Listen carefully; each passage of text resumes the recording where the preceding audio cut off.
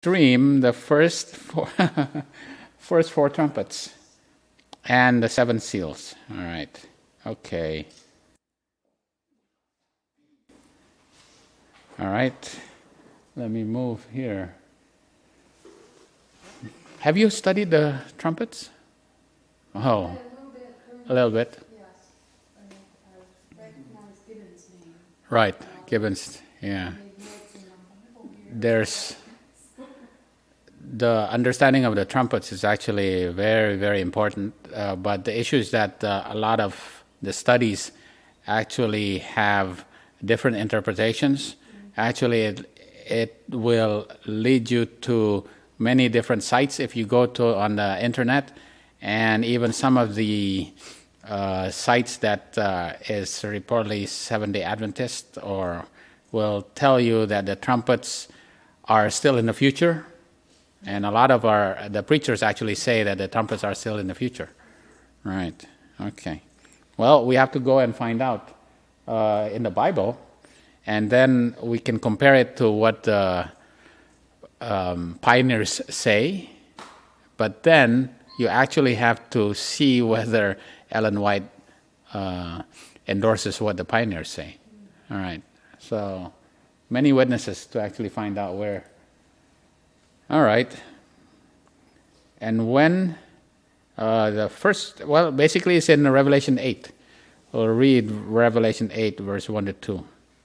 And when he had opened the seventh seal, there was silence in heaven about the space of half an hour. And I saw the seven angels which stood before God, and to them were given seven trumpets. So when you want to study the seven trumpets, it starts in verse 2. But for some reason, verse 1 says, it's the seventh seal. Right. So when I wanted to study, I said, okay, I'm going to make a study about the seven trumpets. Then I said, you know what? I'd better figure out what the seals are. Okay. So we're actually going to start with the seven seals. All right? Okay. All right. They must be related somehow. Yeah, there's nothing coincidental about how it was written. Right, they must be written somehow. Okay. To go about the seals, we have to back up to Revelation 5. And to know what happens in Revelation 5, you have to back up into Revelation 4. Right. So remember, what's Revelation 2 and Revelation 3? It's talking about the churches. So Revelation 4 is how Jesus is actually going to, how John goes to heaven and actually sees what is happening in heaven. And then Jesus is actually going to unseal the seven seals. That's Revelation 4 and 5. And then it goes into the seals. All right? Revelation 4, 5. Yeah. So Revelation 5, verse 1 to 5. And I saw in the right hand of him that sat on a throne a book written within and on the backside, sealed with seven seals. And I saw a strong angel proclaiming with a loud voice, who is worthy to open the book and to loose the seals thereof? And no man on heaven nor on earth, neither under the earth, was able to open the book, neither to look thereon. And I wept much, because no man was found worthy to open and to read the book, neither to look thereon. And one of the elders said unto me, weep not. Behold, the Lion of the tribe of Judah, the root of David. Oh, there you go. The root of David. The one that actually has the key of David, right? And it is the Lion of the tribe of Judah. So right away, who is this? Jesus has prevailed to open the book and to loose the seven seals. So the seals are sealing a book. And that book is written within and without. So because when you actually have a scroll, it's only written on one side, right? So when you roll the scroll up, right, and it's completely rolled, you cannot see what's inside. But this one is on the outside and the inside for some reason. So when you actually go to your Bible and concordance and look for another book that has written on the outside and the inside, you go to Ezekiel 2. Maybe Jackie, can you read that too? And when I looked, behold, an hand was sent unto me, and lo, a roll of a book was therein.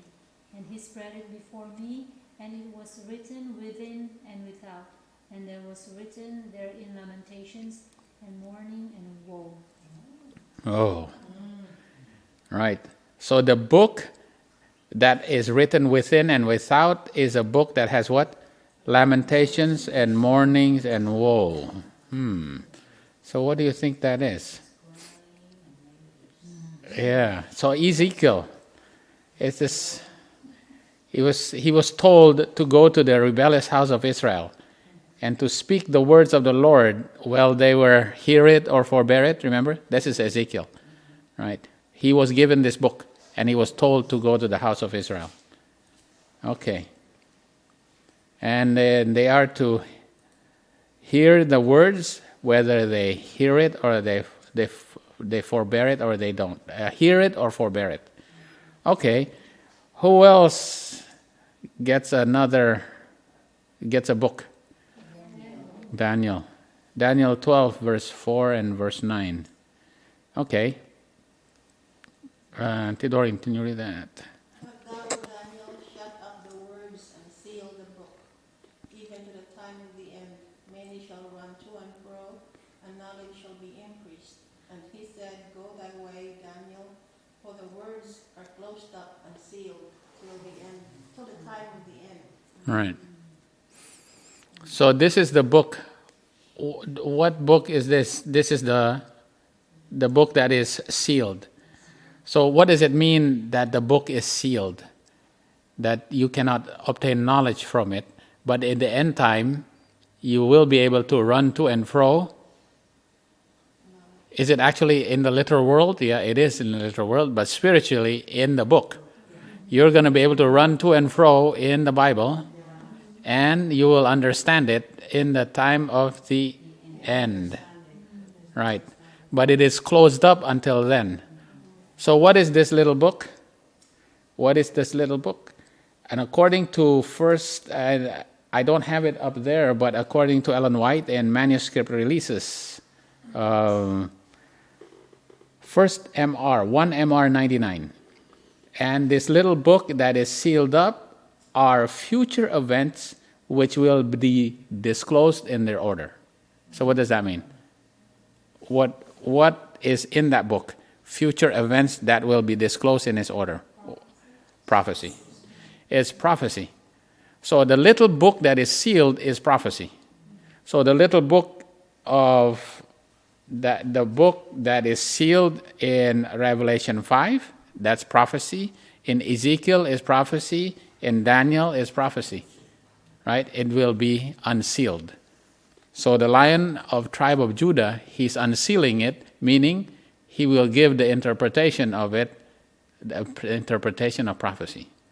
So Ezekiel was told, go to the house of Israel and tell them of what you actually read in this book, whether they hear it or they forbear it. But the children of Israel, they don't want to hear it, right? Yeah.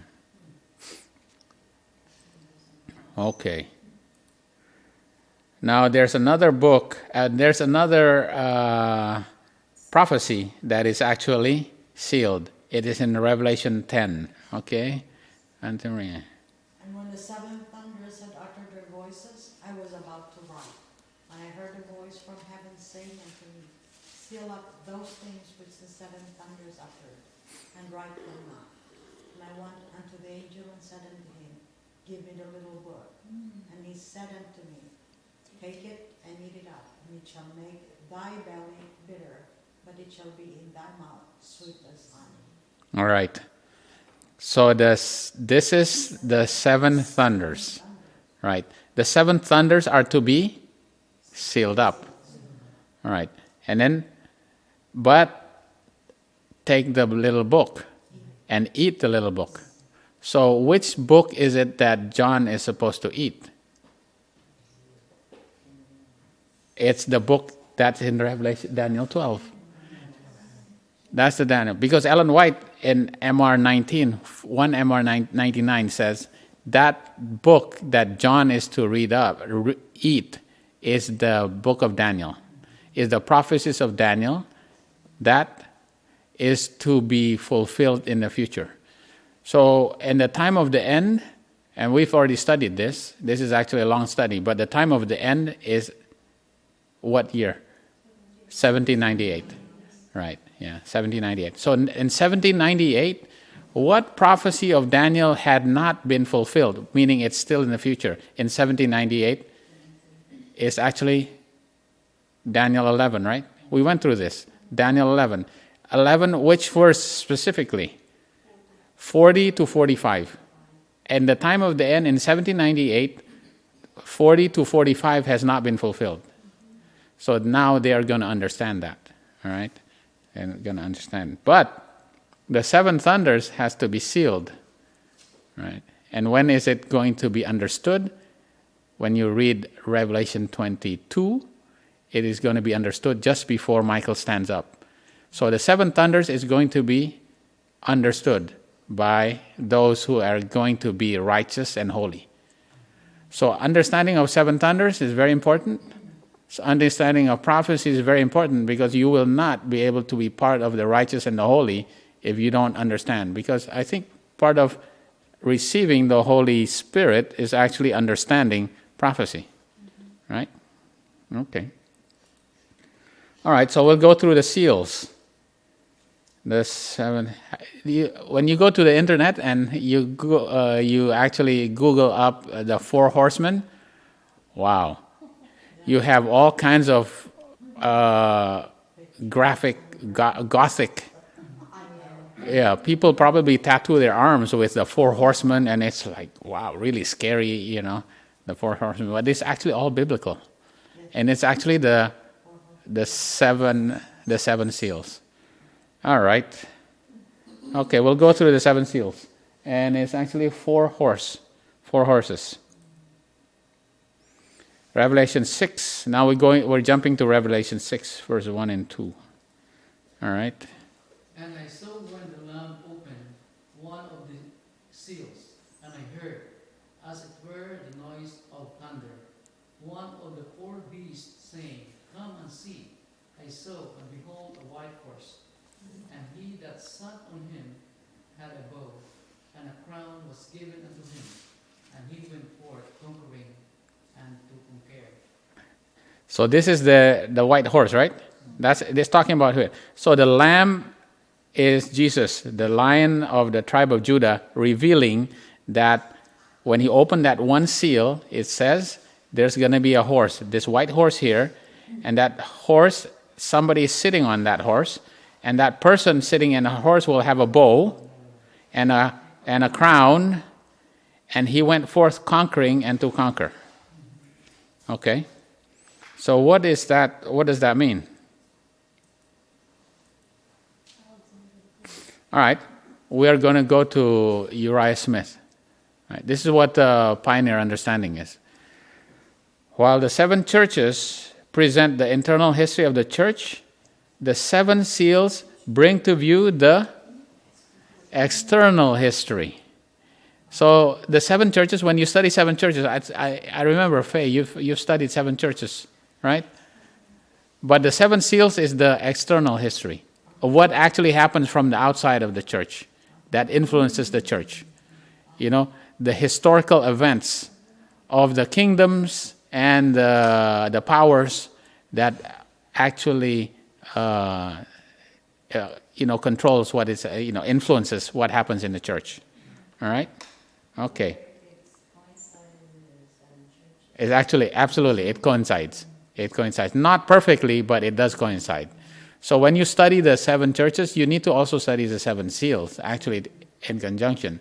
And when you go through there, you're going to have to study the seven trumpets. It just one after the other. All right, and the seven thunders, and one after the other. Right, yeah. And do you think this is being taught right now? Absolutely not. Unfortunately. They're sealing it. Oh, they're sealing it. They're sealing it back. They're actually putting it under the rug and covering it with dirt. Right. So we have to ask the man with the dirt brush, to brush back the dirt, right? Whose vision is that? That's Willie Miller's. All right. So now we'll concentrate on this one horse here. Oh, okay. This is actually pretty cool. I can actually, I don't have to keep looking to the left there just to see that. Okay. So we'll concentrate on this first seal. The first seal, Revelation 6:2, showing a white horse with a rider who went forth, and a crown, denotes the pure, and the whiteness of the horse denotes the purity of the church and the victories of the rider, the marvelous successes of the first ministers of Christ. So this is the first ministers. These are the first apostles. Because remember that the word was preached to the ends of this world in their generation, right? Yeah. It went throughout the whole kingdom of, the whole empire of the Roman Empire at that time, which is the whole world, essentially, at that time, the known world, in one generation. So this is the apostles. So, okay. All right, Revelation 19. Somebody read that one. Revelation 19:11-14. And I saw heaven open, and behold, a white horse, and he that sat upon him was called Faithful and True, and in righteousness he doth judge and make war. His eyes were as a flame of fire, and on his head were many crowns, and he had a name written that no man knew, but he himself. And he was clothed with a vesture dipped in blood, and his name is called the Word of God. And the armies which were in heaven followed him upon white horses, clothed in fine linen, white and clean. So the white horse is Jesus. Jesus is the Word of God, right? Yeah. So, okay. Now, Ellen White says, manuscript releases, there in his open hand lay the book and the roll of history of God's providence, the prophetic history of nations and the church. So in that book is the history of the church and the nations, wherein was contained the divine utterances, his authority, his commandment, his laws, the whole symbolic counsel of eternal, and the history of all ruling powers in the nations. So it's the history of the ruling powers, right? In symbolic language was contained in that roll the influence of every nation, tongue, and people from the beginning of earth history to its close. So how it actually influenced God's church. As the book was unrolled, all who looked upon it were filled with awe. There were no blanks in this book. There was a space for no more writing. What do you think that means?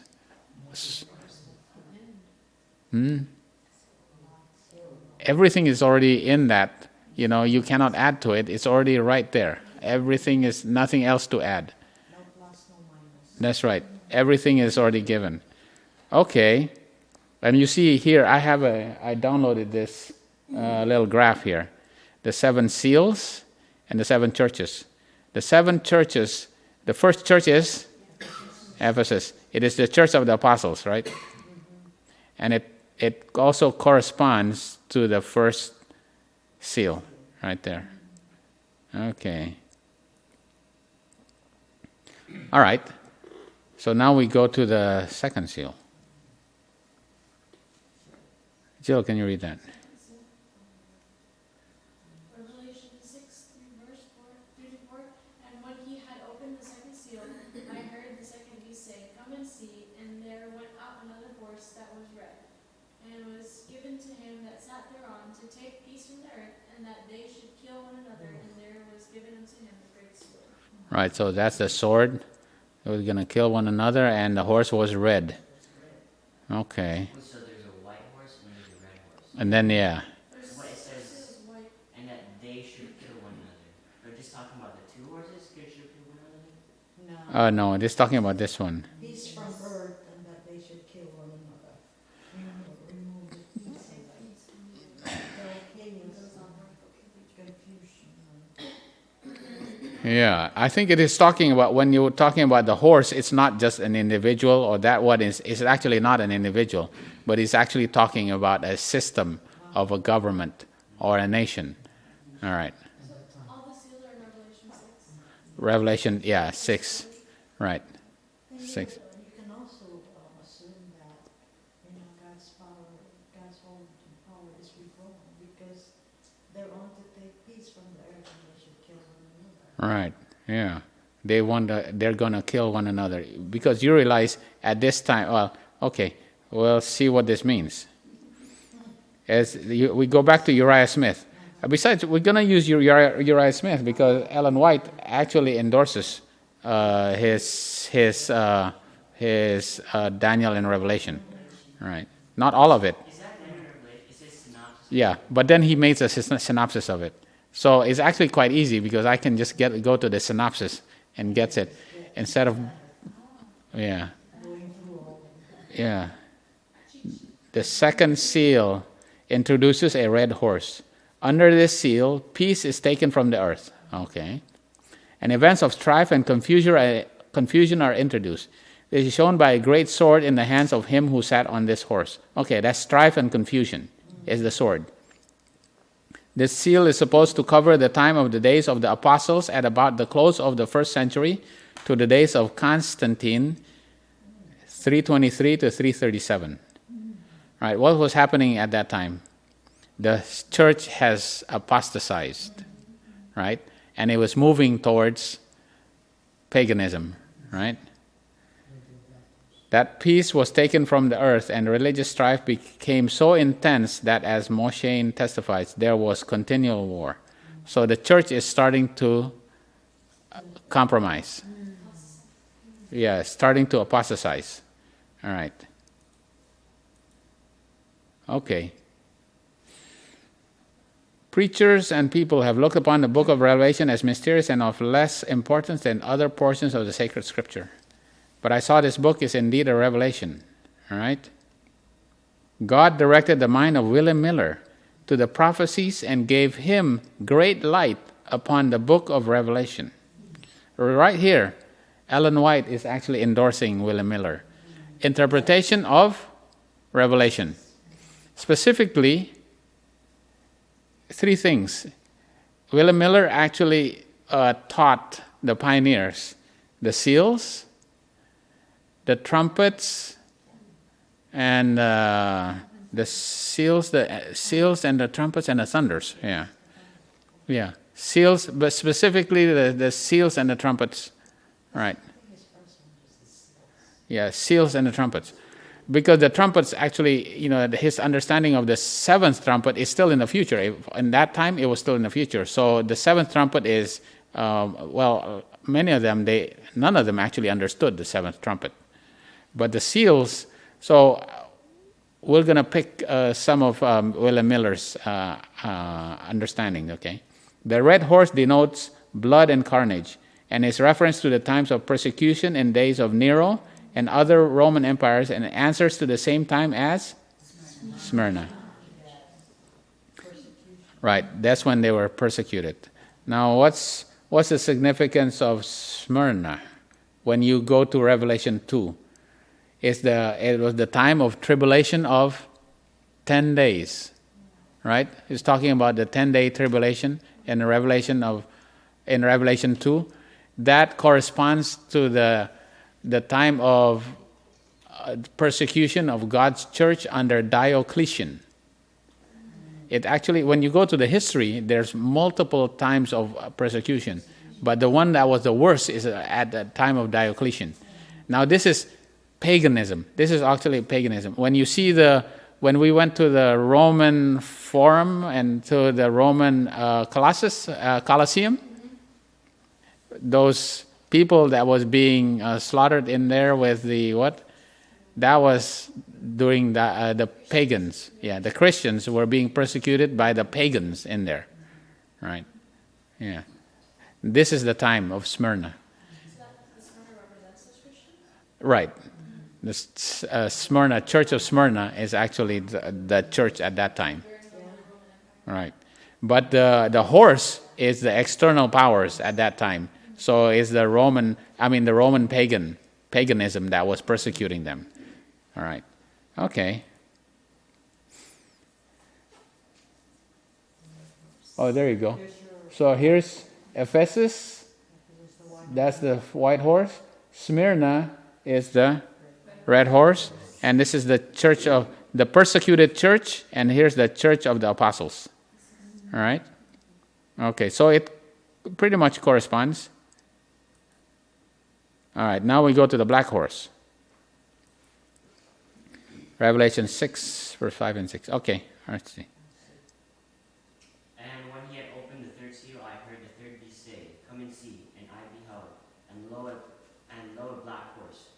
And he that sat on him had a pair of balances in his hand. And I heard a voice in the midst of the four beasts say, A measure of wheat for a penny, and 3 measures of barley for a penny. And see, thou hurt not the oil and the wine. Oh, wow. A lot of meanings to that. But we know that's going to be the time afterwards, right? So after the pagan persecute the Christians, and it's going to come to the time of Constantine, what did Constantine do? Legalize Christianity and create the Catholic Church, basically, right? Right. And that's actually, this is the black horse. The third seal brings to view a black horse. He that sat upon him had a pair of balances in his hand. Then a voice was heard saying, A measure of wheat for a penny, and 3 measures of barley for a penny, and see that thou hurt not the oil and the wine. The color of this horse, just the opposite of that of the first horse, okay, there you go, denotes the terrible apostasy both in doctrine and practice which had taken place in the church. Because the apostolic church has now apostatized to become the Catholic Church. The reference to the balances, the wheat and the barley, sets forth the worldly spirit which had taken full possession of the professed church. The period which this seal is understood to cover was embraced between 323, when Constantine was converted. Okay, Constantine converted 323. I thought, okay. When was the Sunday law given? 321. Right. It's very easy. 321. Sunday law was given 321. When did he actually, Christianity was made a legal religion in Rome by Constantine? 312, 312. And they actually said, okay, Constantine was baptized at that time. No, actually, Constantine was not baptized until later, 323. Yeah, just before he died was actually when he died. Right. So between 323 and 538, when papacy was set up, right? 508 and 538 starts what? Which time prophecy starts 538? The 1260, right? Then the papacy became a supreme power at that time. This was the period of superstition, darkness, and error, during which the principles of great apostasy were rapidly developed. This is when the church was being built up, the Catholic Church, and all the doctrines was built around this time, right? Trinity, everything. Everything was built around this time. This is the time of the black horse, right? Is it linked to a church or anything? Yeah, it's linked to the beginnings of a Catholic Church, because Catholic Church is actually the Christian church at that time. Yeah, I mean, the church was Right, it's actually, yeah. Here you go. It's Pergamus. The seal was opened in the days of Constantine, when religion became popular and was a stepping stone to power, and the seal agrees with the Pergamus church as to time and place. The balances denoted the religion and civil power. Okay. That's the religion and civil power. And they actually held both, right? It is united. That's the balance. The religion and civil power is united in the person in the executive government. And that he would claim the judicial authority both in church and in state.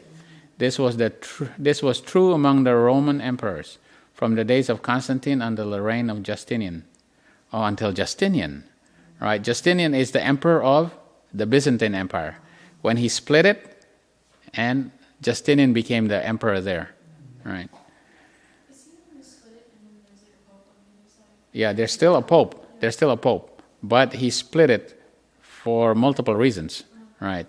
Yeah. But then the eastern part became the Byzantine Empire. Right? And one of the emperors there is Justinian. All right. The measure, okay, where are we? And he gave the same. Right. Okay. When he gave the same judicial power to the Bishop of Rome. Okay. Justinian gave the judicial power to the Bishop of Rome, and what did he actually say that the Bishop of Rome becomes? The corrector of heretics. And that's a very important... That's right. He basically starts the Sunday law over again. Right. When you are the corrector of heretics, you Sunday law. That's 533. It's actually a very important date. 533. The measure of wheat and barley for a penny denote the members of the church would be eagerly engaged after worldly goods, and the love of money would be prevailing spirit of the times. For they would dispose of anything for money. The oil and wine denote the graces of the Spirit, faith and love, and there was great danger of hurting these under the influence of so much worldly spirit. Wow. Okay. You know what? I actually have to answer this page. Let me just pause it. We'll continue. So the third seal is the time of Constantine, continues down to Justinian, all right? Continues through, and then goes all the way to 538, when the papacy becomes supreme, all right? So that's the black horse, and that's the Church of Pergamus, all right? Okay, so we'll continue. The next one is the pale horse. All right, whose turn is that? Revelation 6, 7, and 8. And when he had opened the fourth seal, I heard the voice of the fourth beast say, "Come and see." And I looked, and behold, a pale horse, and his name that sat on him was Death, and hell followed with him, and power was given unto them over the fourth part of the earth, to kill with sword, and with hunger, and with death, and with the beasts of the earth. Wow. Right, so this is, well, we know if it starts in 538, so who is this? The papacy. Right, this is the papacy. The pale horse is the papacy. All right, and he had power. Wow. Power was given unto... Right. He has power given to him by who? The kings, right? Okay. The fourth seal introduces characteristic and movements stranger still. We behold a pale horse, the name of whose rider was Death, and hell, which is Hades, the grave, followed with him. And they had power to kill with the sword and with hunger and death and beasts of the earth. Oh, okay. You understand that when they have to kill with the beasts of the earth, they're also persecuting they're putting them into the Colosseum and letting the beasts eat, right? Yeah. The preceding seal have brought us to the commencement of the papal supremacy. This seal naturally covers that period of history during which it had its hands the power of persecution. This was restrained by the Great Reformation of the 16th century, as we shall see under the following seal. So this is The pale horse, this is papal supremacy, when it has power to actually make people hungry, right?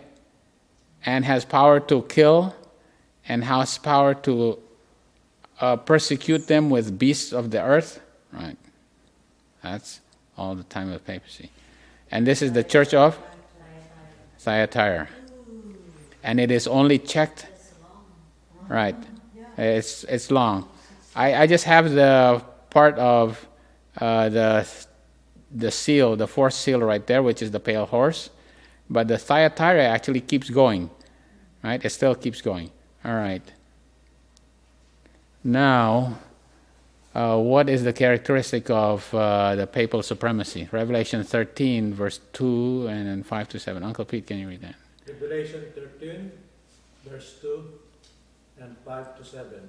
And the beast which I saw was like unto a leopard, and his feet was were as the feet of a bear, and his mouth as the mouth of a lion. And the dragon gave him his power, Right. and his seat, and great authority. Mm-hmm. And there was given unto him a mouth speaking great things and blasphemies. And power was given unto him to continue 42 months.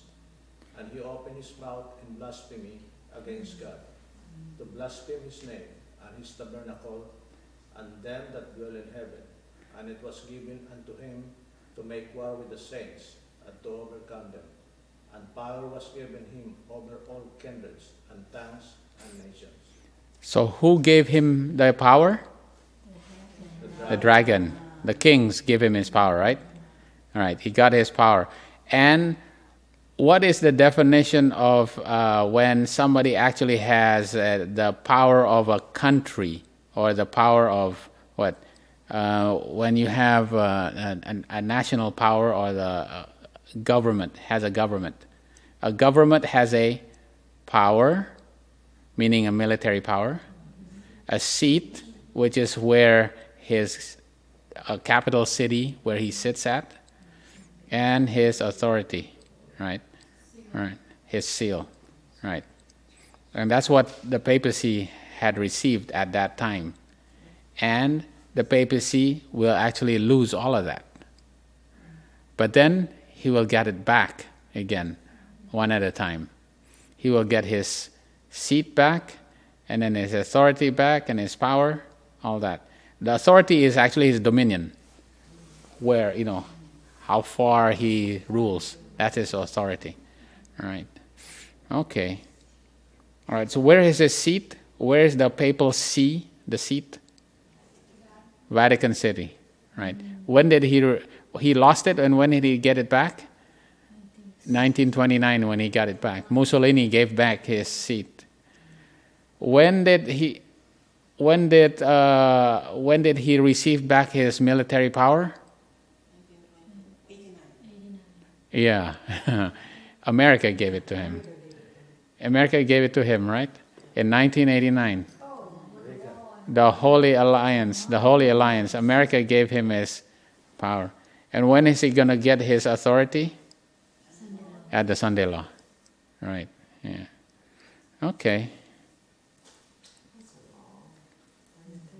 All right, he's going to get it back, but he's going to get it back. All right, Revelation 6, verse 9 to 11. And when he had opened the fifth seal, I saw under the altar the souls of them that were slain for the word of God, and for the testimony which they held. And they cried with a loud voice, saying, How long, O Lord, holy and true, dost thou not judge and avenge our blood on them that dwell on the earth? And white robes were given unto every one of them, and it was said unto them that they should rest yet for a little season, until their fellow servants also and their brethren that should be killed as they were should be fulfilled. All right. So what is this talking about? This is talking about there's going to be some souls under the what? Under the altar. And what do these souls do? They're crying. And in crying to the Lord, how long are you going to avenge our blood on them? What is this? Is this literal or symbolic? It has to be symbolic. Right. Okay. Yeah.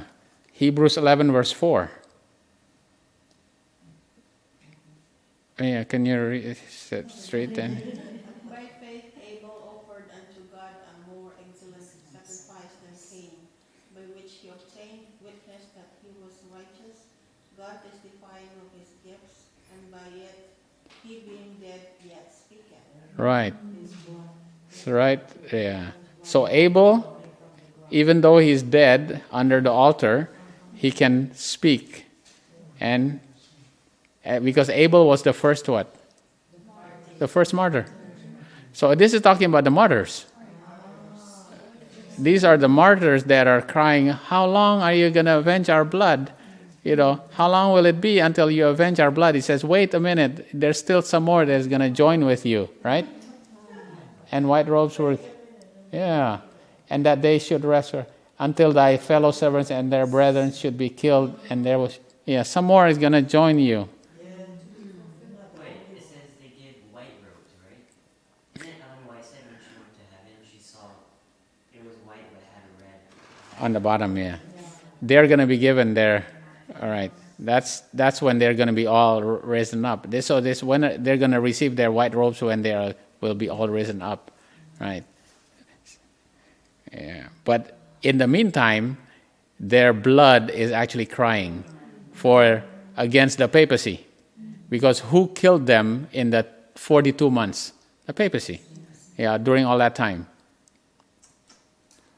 Okay. The fifth seal brings to view a scene which the language of the scripture itself best describes. I saw it under the altar, the souls of them that were slain for the word of God, and for the testimony which they held. And they cried with a loud voice, saying, how long, O Lord, holy and true, dost thou not judge and avenge our blood on them that dwell on the earth? And white robes were given unto every one of them, and it was said unto them that they should rest for a while, for a little season, until their fellow servants also and their brethren should be killed as they were, should be fulfilled. The white robes that were given unto them were robes of character. They had gone down into the grave covered with ignominy and reproach. But the Reformation vindicated them, right? So it's going to the time of the Reformations, because now their blood is going to cry.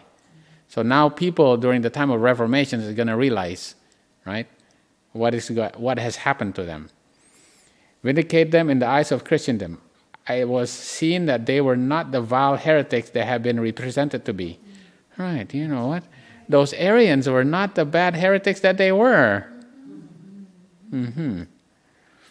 Yeah. But the precious ones of the earth, they were to rest a little season. A few more were to be slain before the day for the final vindication of the people of God. The seal covers the period from the beginning of Reformation in the early part of the 16th century to the opening of the sixth seal, about 230 years later. All right, so we'll see that. So here, Thyatira goes, it still keeps going, but then this is the fourth seal, and this is the fifth seal when the beginning of the Reformation. And that says, what, 1517. All right, 1517. Okay.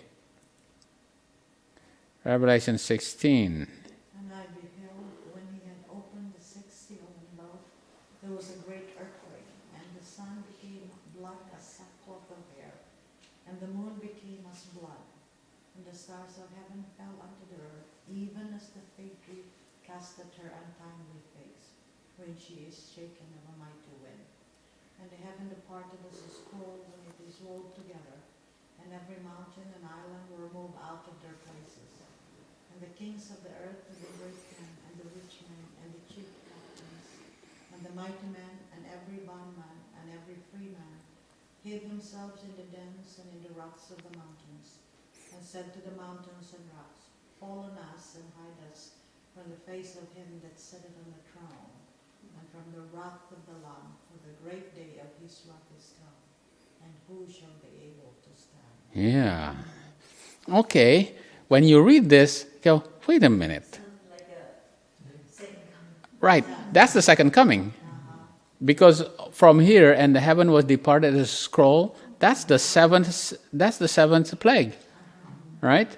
And the kings of the earth, they're all going to cry and they want to hide themselves in the mountains, right? Fall on us. This is all the way to the seventh plague. But from verse 12 to verse 13, this had happened already. This is the sixth seal. Okay. Now, so we just concentrate on the first part here. The sixth seal, there was a great earthquake. And we understand that great earthquake is when? That was the great earthquake of Lisbon, right? That was a great earthquake of Lisbon. What happened in Lisbon? This is quite amazing. What happened in Lisbon, there was this big earthquake that happened, and Lisbon is near the ocean because it's in Portugal, right? Right near the ocean. And there was a big fire at that time. And with that was a tsunami. And that tsunami went all the way to Africa and came even to America. That tsunami actually killed so many people in Africa. And even in England and all those, there was a tsunami. So there was an earthquake, there was fire, and there was a tsunami. And the amazing thing is that, it happened on Halloween. All Saints' Day. I was just telling to Jackie, it was quite amazing. There had to be a big reason why it happened on that day. Yeah. What is the name of the event? The Lisbon earthquake. The Lisbon earthquake. What year was that? 1750? What? 1755. Something like that. Now this has been prophesied in Isaiah, Ezekiel, Joel, Amos, Haggai, Matthew, Mark, Luke, Acts. All the prophets actually prophesy about this. Right. And I told Trav, the tsunami that happened in Indonesia happening On Christmas. Day. On Christmas. Do you see there's a reason why? All those holidays that are Pagan holidays. I was watching National Geographic. You know what was the source of the tsunami in your country? Bermuda Triangle. That's where the earthquake underneath started, and it just rolled all the way. Thailand and Indonesia. Yeah, there's all the Yeah. tectonic plates all joined together. Yeah, I knew. So the moon becomes And the sun became black. That actually happened in New England. So that was a local event. But then the moon became as blood. Now this is the blood moon that happens every so many years, and it actually happened just past. Yeah, there was an eclipse, and the moon became red. It happens every how many years? 35 years or something like that. The issue is that a lot of people actually put a prophetic significance to that, so that they will say every 35 years something happens. Right. That, I think, is a big problem. Because you cannot put any prophetic significance on any calendar event after 1844. Yeah. Right? That was amazing. The stars of heaven. Yeah, the stars that fell at that. And when you actually look for this picture is only found in Adventist magazines.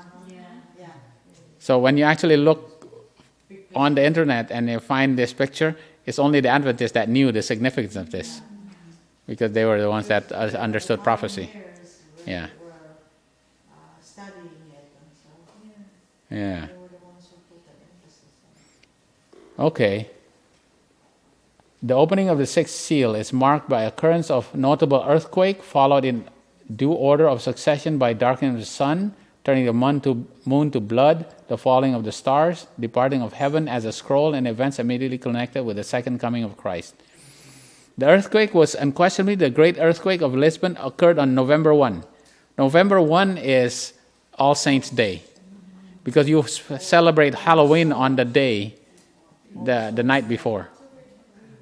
Right, because Halloween is when you go, because the All Saints' Day is November 1. Right. This convulsion of nature affected at least 4 million square miles of the Earth's surface. Right. And actually all the way to Africa, and a lot of people died. The sun was darkened May 19, 1780. The moon refused to give her light in the following night, and when it did appear, it bore the appearance of blood as described in this prophecy. The stars fell from heaven November 13, 1833. Other star showers or meteoric displays have been witnessed at different times, but this was the most remarkable and extensive of all. Mark speaks of the same times of the signs and locates them at the same time. In those days, after that, is very significant. In those days, after that tribulation. What tribulation is this? During the time of the 1260. Because when did the tribulation, when did the persecution end? Did it end it? No, persecution did not end in 1798. Persecution ended 25 years before. So tribulation actually ended.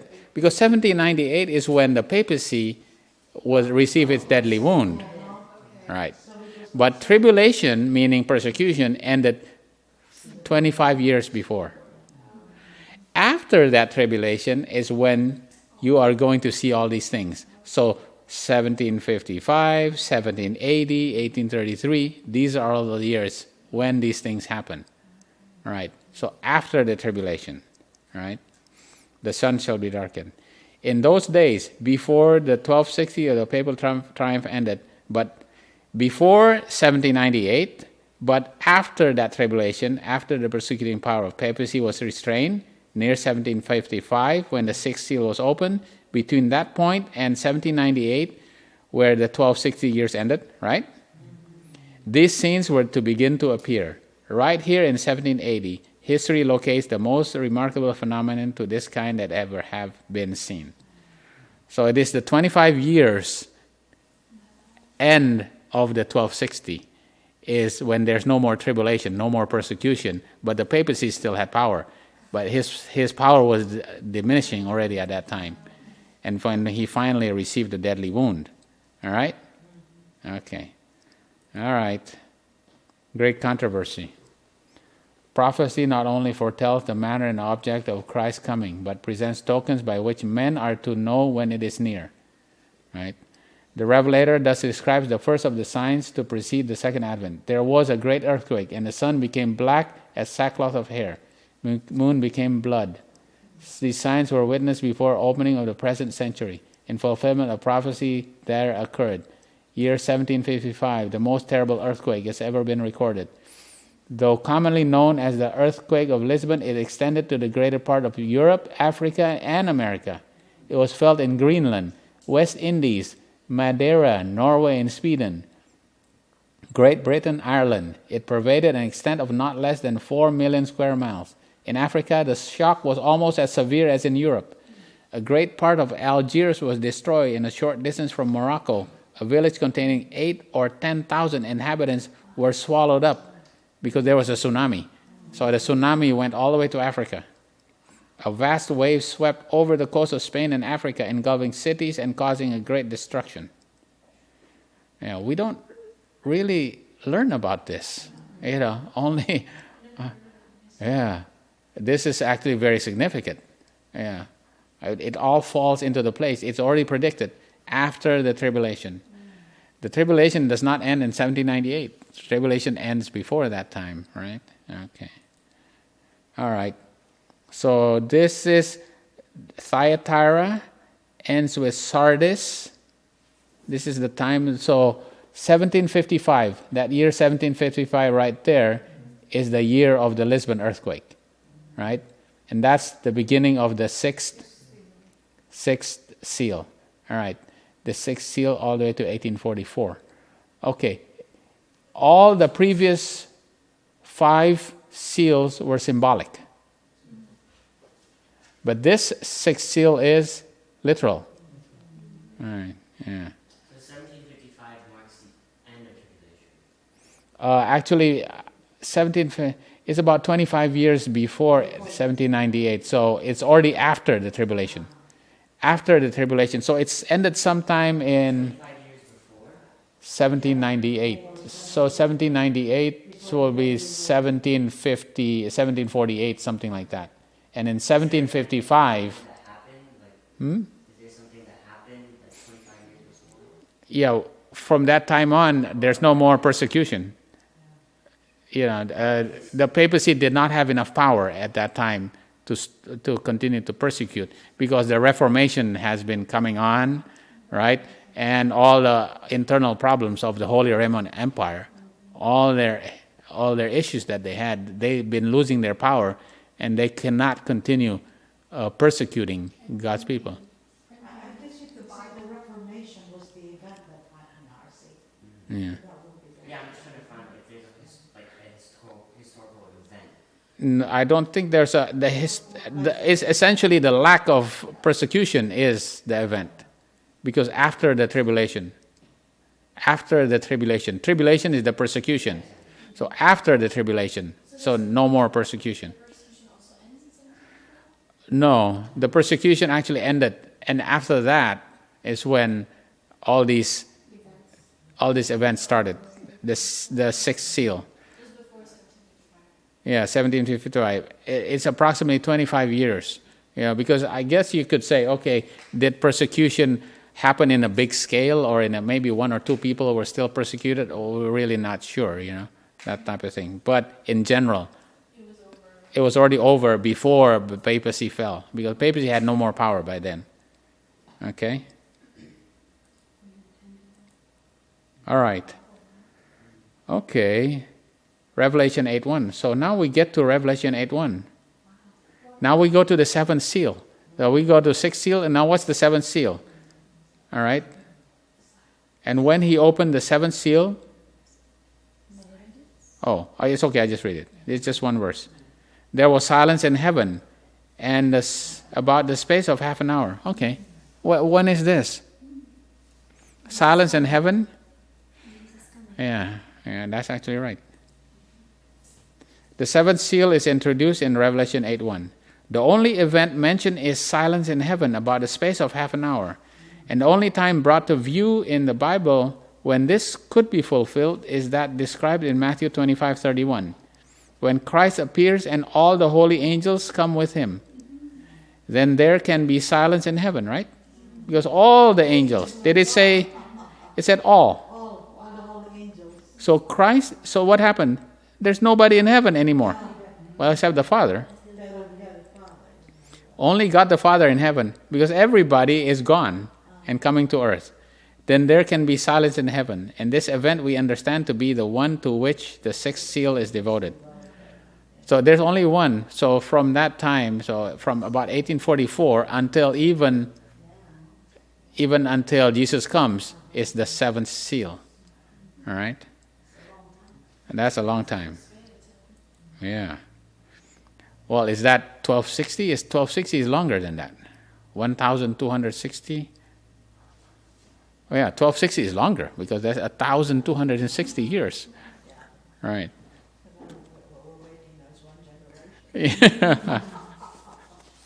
It will be noticed that the language of the first five seals is symbolic, and that of the sixth and seventh, literal. Right? Yeah. Okay. So this is the Thyatira. Keeps going until Sardis. We haven't really gone when the Sardis actually starts, and that's around the time of, because Philadelphia is actually the church of William Miller and the pioneers. And then after that,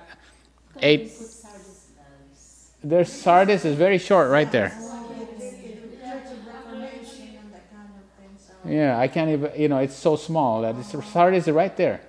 And then Philadelphia. Philadelphia is the church of the our pioneers, right? And then, Which of the churches within the sixth trumpet? yeah, that's right. Seal. The sixth seal, Yeah. right? The sixth seal, that's the Sardis. Thyatira ends right here, And that's Sardis. And then I guess Thyatira would be 1798 maybe, yeah? Yeah, 1798. And then Sardis, and then Philadelphia. All right? And then Laodicea. Laodicea just happens actually only 3 years after 1844. 1847, Ellen White already says, you are Laodicea already. Even before it was a official church. Official church started in 1863. Even before it was an official church, it was already Laodicea. That's because it's a condition. Right? It actually had a condition of Laodicea. So under... Oh yeah, there's no persecution, nothing to make you pure. We need persecution to make us pure. So what are the two conditions that you can go to heaven with? Philadelphia and Smyrna, that's right. Because the saints that were persecuted at that time, they have the condition of Smyrna. Right, yeah. Okay.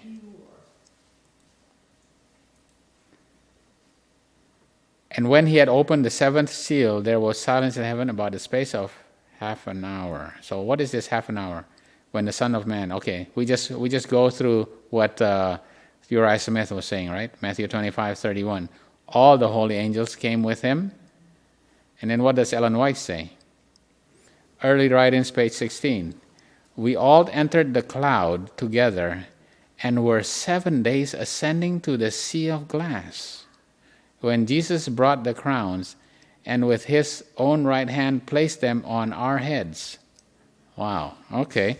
It's going to take about, does he say, yeah, and we're 7 days ascending to the sea of glass. All right, it's about a week to travel. All right. Okay. All right, so after the 7 seals, that's when we start going into the 7 trumpets. Revelation 8 verse 2. Okay. All right. Should we just stop here? Yeah, we'll just stop right here. Okay. Oh, let me go until I actually go. I'll go a few verses. What does it mean to be trumpets? What does trumpets mean? Now this is when we have to go into some proof texting. What is trumpets? All right, 7 trumpets. 7 angels have 7 trumpets. All right, Jeremiah 4:19. Somebody want to read 4:19? Okay, my battles, I am pain at my very heart. My heart maketh noise in me. I cannot hold my peace, because thou hast heard, O my soul, the sound of the trumpet, the alarm of war. So the trumpet is what? An alarm of war. So a trumpet is going to be war. War is coming. Okay? What else? Verse 10:9, and if ye go to war in your land against the enemy that oppresseth you, then ye shall blow an alarm with the trumpets, and ye shall be remembered before the Lord your God, and ye shall be saved from your enemies. Oh, so when you win the war, you blow a trumpet too. Meaning your enemies will be like Babylon, right? Babylon is punished afterwards. Right? So the trumpet blows also when the end of war, when you win. So it's a signal the end of powers of nations. All right, and then ends the political and warlike events. All right, the beginning and end of warlike and events. Okay, Amos 2 verse 1-3. Thus saith the Lord, for these transgressions of Moab, and for 4, I will not turn away the punishment thereof, because he burned the bones of the king of Edom into the lime. But I will send a fire upon Moab, and it shall devour the places of Kirioth, and Moab shall die with tumult, with shouting, and with the sound of the trumpet. Right. And I will cut off the judge from the midst thereof, and will slay all the princes thereof with him, saith the Lord.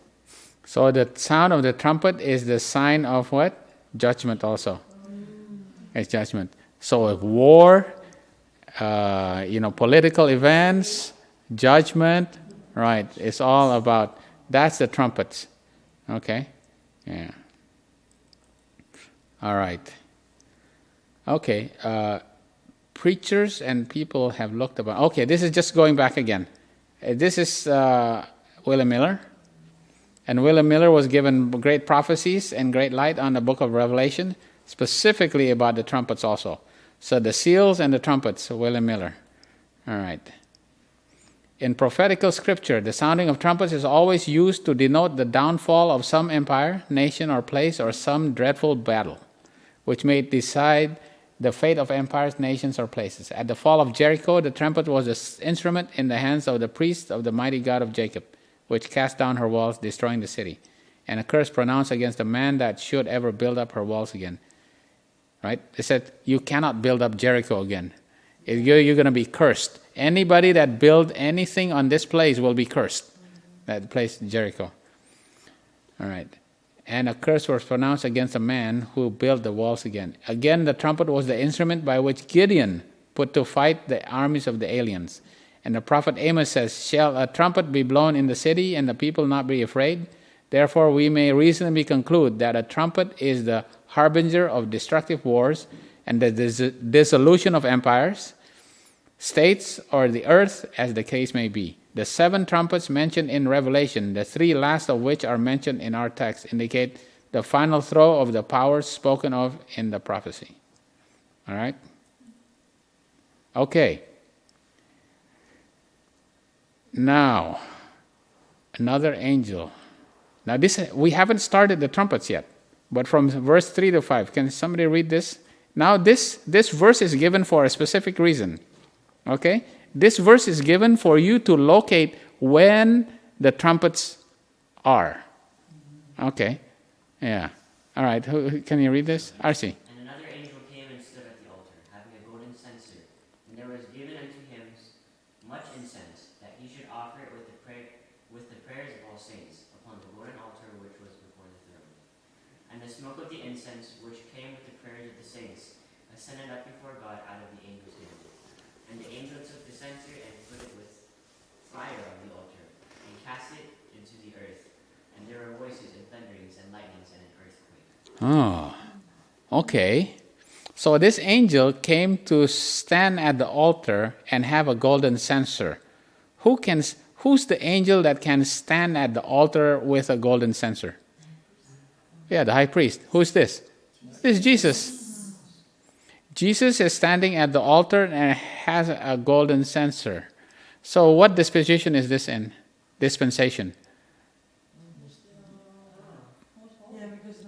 No, wait a minute. Where the most holy is here.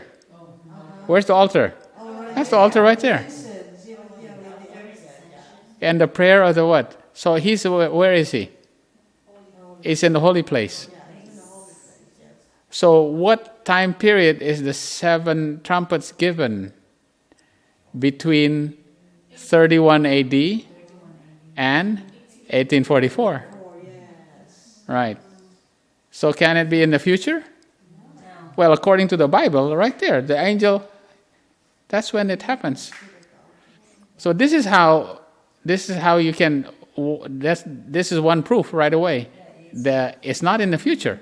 Because where you know the prophecy and it shows you where Jesus is standing, you can locate that place in that time. This is between 31 AD and 1844. All right, so that's where the trumpet is. Yeah, this is going to be the start of the trumpet. That hasn't started yet. But this specifically is giving to you when the trumpets start. It starts when Jesus is in the holy place. All right. Where's the mark, the landmark, the clue? The clue is right there. The angel come and stood at the altar, and having a golden censer, and there was given him much incense, and the prayer of saints are given to him. Right? Where is he receiving the incense? Right at the altar right here. Remember? He prays and waves the censer right in this place right here. Right? Because it's obviously not at the table of showbread right there. It's not at the 7 candlesticks, not there. It's right at this altar right here. So he is in the holy place. Yeah, because this trumpet. Because verse 2. Okay, we go back up. Oh, I have to go verse 2. So we have to put No, because this is verse 3 now. Just go back to verse 2. And I saw the 7 angels which stood before God, and to them were given 7 trumpets. Right. And he was given the 7 trumpets, the 7 angels. And then Jesus was given the 7, he came and stood at the altar. Right? So the 7 trumpets, you put at a location, right? Yeah, this is this is telling you when this actually happens, when Jesus is in the holy place. All right. Okay, and then what happens here? In verse 4. Oh, no, in verse 5. And the angel took the censer and filled it with fire and altar and cast it to the earth.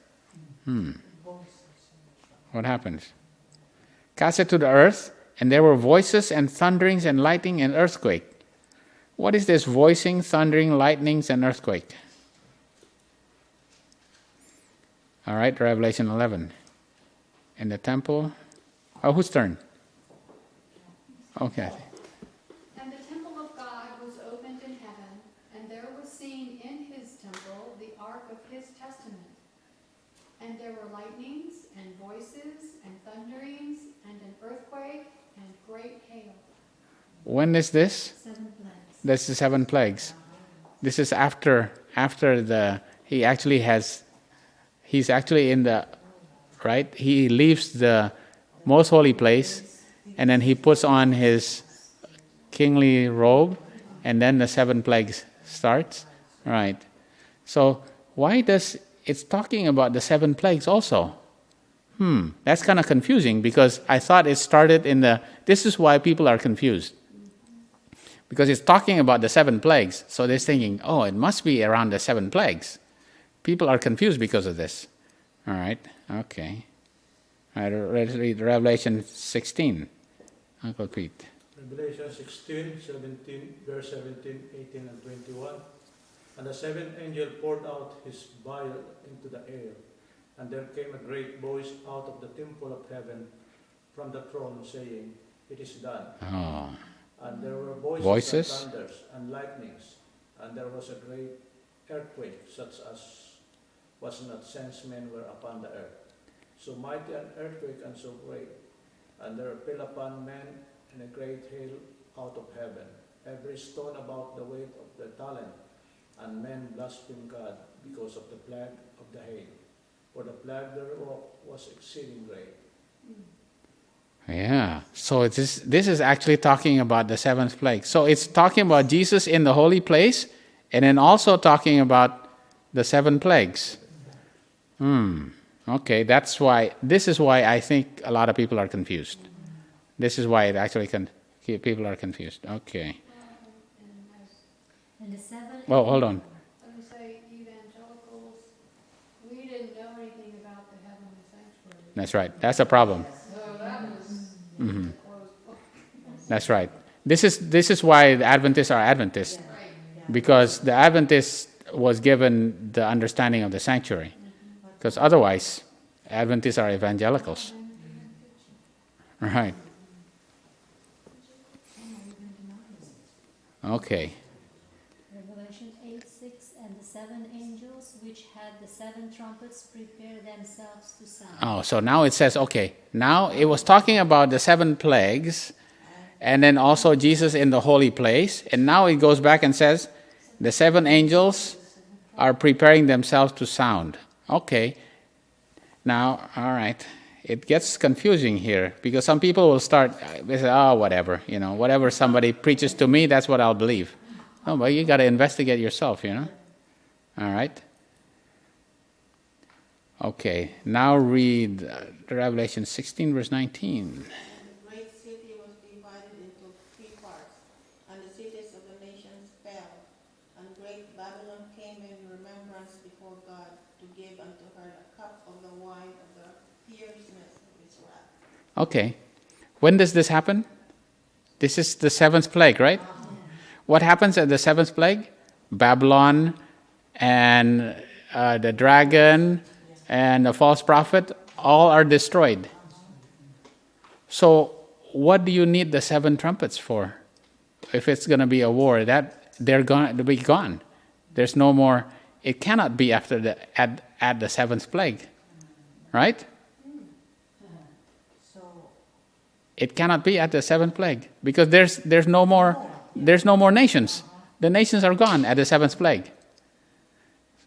It cannot be between the seventh plague and Jesus comes. Okay, that doesn't make sense for one thing, but for sure there's no more nations. Who are you going to go war with? It's going to be the nations that you have going to go to war with, and there's no more nations at after the seventh plague, right? That's why we put this. So it's talking about the seven trumpets begins when Jesus is still in the holy place. All right. Okay. Now, when I don't think I actually put it in here, but what happened is Uriah Smith explained it this way. He says that it is actually something that we are going. It's put in there as a promise. All right. Yeah, it's a symbolic, because all the seven trumpets, it still actually starts in the time of the holy place. But then the seven plagues are put in there to kind of symbolic that all these nations, they will all be destroyed, right? That's when it actually comes to an end. That's not going to be anymore, right? So that is what Uriah Smith gives it. Oh, okay, that's what it means, all right? Because when it doesn't make sense, because the seven trumpets basically start in the in the holy place. It cannot be in the future either, right? Yeah. Okay. All right. Now, when we read Daniel 2, when we read this story here, and okay, I'm just going to read it. And in the days of these kings shall be the God of heaven set up a kingdom, shall never be destroyed, and the kingdom shall not be left to other people. It shall break up in pieces and consume all those kingdoms, and it shall stand forever. Okay, this is when all the other kingdoms have been destroyed. That's the seventh plague, right? They've got together in the sixth plague in Armageddon. They're destroyed in the seventh plague. There's no more kingdoms. And now God's kingdom is established, right? All right. For as much as thou sawest that the stone was cut out of the mountain without hands, and it brake in pieces the iron, the brass, the clay, the silver, and the gold, the great God hath made known to the king which shall come to pass hereafter. And the dream is certain, and the interpretation thereof is sure. So what happened is, when you read this, the end of the little horn and the kings and that little horn breaks up the 10 kings into 10 toes, and after that Jesus comes. What happens between the time there? Between when the 10 toes are broken up and when Jesus comes? What happens there? This is where the seven trumpets is given. This fills in the history of all that time. When you read Daniel 12, the 10 toes are broken up, and suddenly Jesus comes. What happens between that time? Right. These are the seven trumpets fills in the story of this. So this is a continuation of Daniel 2. All right. Oh. Yeah. All right. Yeah. No, not a real specific time, but it just kind of because when it splits up into 10, that happened way back when Rome fell, right, and was divided into Saxons and Lombards and all that. The 10. Yeah, those are the toes, right? But eventually it becomes the United Nations, right? But it's all started because Daniel 2 goes into, well, the 10 toes. Roman Empire fell, the 10 toes, which is we know the European nations, right? And then suddenly Jesus comes. What happened in the interim? Well, this is where it actually, seven trumpets fills in the information. All right? Okay. The great God hath made known to the king what shall come to pass hereafter. All right. Certain the interpretation thereof. Yeah. There's going to be things that are... Yeah, we're just going really slow with this, okay? Because otherwise We won't be able to understand all of this. All right. Yeah. We're still at the seals. We're just in the beginning, introduction. After this slide, then it starts the trumpets. Now Daniel 7. And I beheld because of the voice of the great words which the horn spake. Now this is the little horn. He spake. And I beheld even till the beast was slain, and his body destroyed, and given to the burning flame. Wait a minute. The horn spake, and suddenly the beast was slain. It's all the way to the seventh. What happened in between? Right? There's a huge gap right there. There's a huge gap. Same as Daniel 2. So when you're studying these prophecies, things just don't add up because there's huge gaps of information that still needs to be filled in. And that's why you continue to study, that 7 trumpets fills in all those gaps in the middle. Did you realize there was this gap there that was, we kind of like, oh, well, whatever, Okay, no, you gotta look at it with a very, like a detective. Wait a minute, there's something wrong here, there's nothing wrong, it's just there. Wait a minute, there's something missing there, So there's these gaps in Daniel 2 and Daniel 7, and Revelation fills in. Because it's what? It's one book. Daniel and Revelation is one book. Yeah.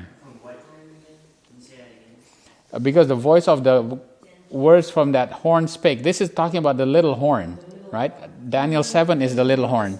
The papacy, right? Remember the 10 horns come out, and then the little horn that comes out. 10 plus 1. The little horn comes out, 1.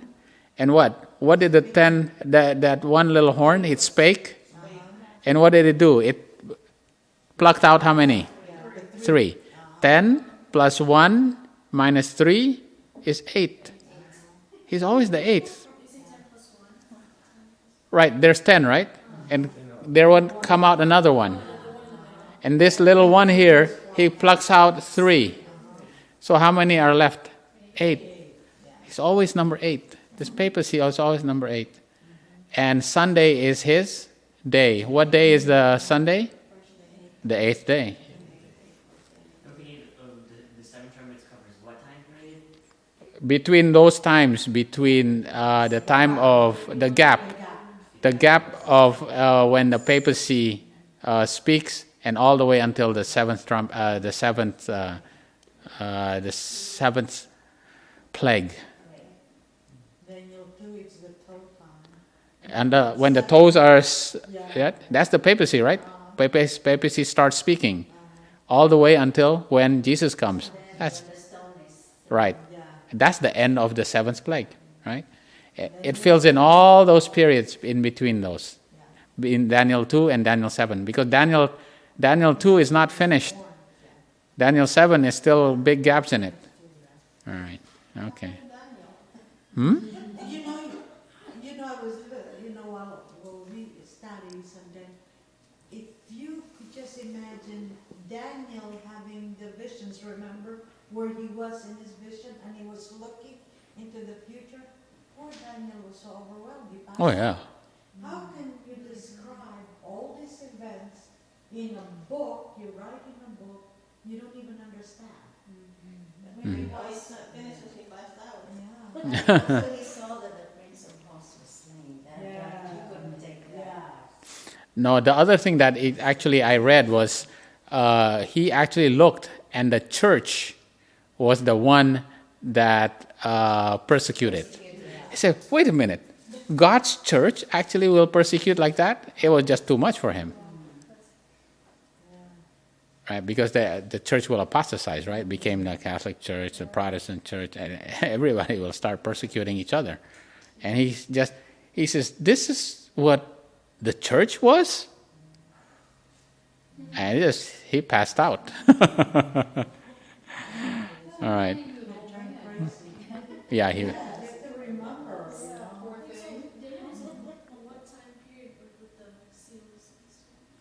Daniel is Daniel Before it is, started. yeah, 700 years before. yeah, 400 years before Jesus. No, 600. 600 BC. Yeah, Daniel went out at 660. 606 or 660? Anyway, then the 600s BC. So basically 7 trumpets start when The papacy came up. no, that start blowing 3180. Well, no.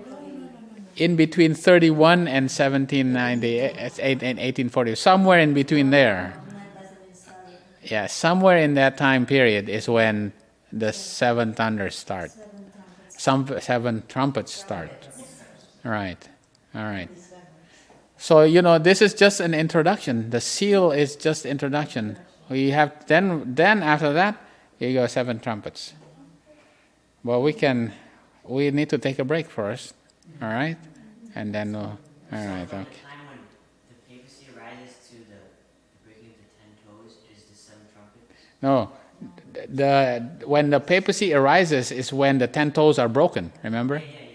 What were you saying, like the 7 trumpets fills? Because the 7 trumpets even goes before that, right? Right, the 7 trumpets will the 7 trumpets will go until Jesus comes. The 7 trumpets will go, but it starts first after the 10 toes were broken, and then it fills in the gap from when the time the 10 toes are broken, which the Roman Empire is broken up, right? And the papacy it's set up, right? Because the papacy will pluck out 3 of those, remember?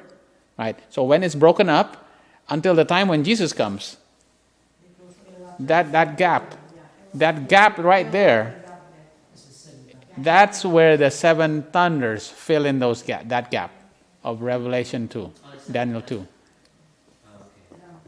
Not 7 thunders. I always get confused between 7 thunders. So my mind is saying something, but my mouth is saying something else. My clue to the trumpet is it's always a warning. It's a warning of war. Always a warning and a war. So how could it be a warning of war against a country when there's no more countries after the 7 plagues? 7 plagues. It cannot be. Christ will come. Yeah. All right.